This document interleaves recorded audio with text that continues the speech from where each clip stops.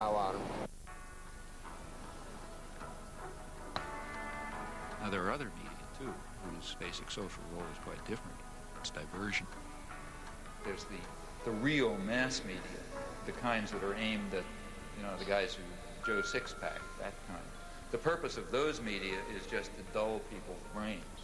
This is an oversimplification, but for the 80% or whatever they are, the main thing for them is to divert them, to get them to watch National Football League and to worry about, mother with child with 6 heads or whatever you pick up in the, in the thing that you pick up on the supermarket stands and so on.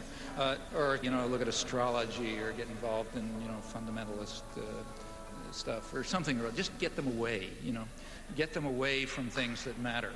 And for that, it's important to reduce their capacity to think.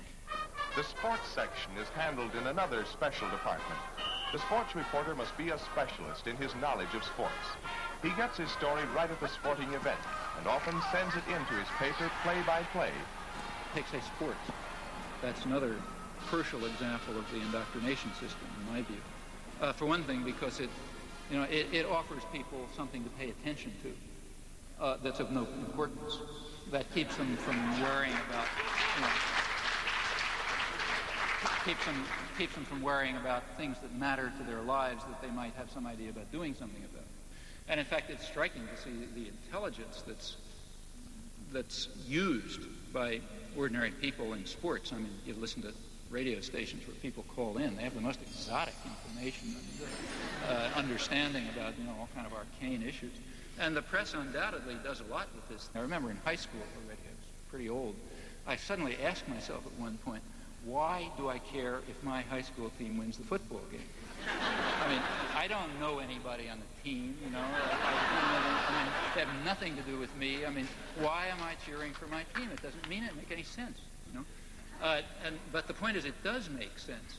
It's a way of building up irrational attitudes of submission to authority and, group cohesion behind, leadership elements. In fact, it's training in irrational jingoism.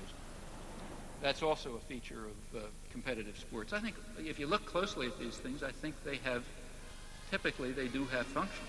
And that's why energy is devoted to supporting them and creating a basis for them, and advertisers are willing to pay for them and so on.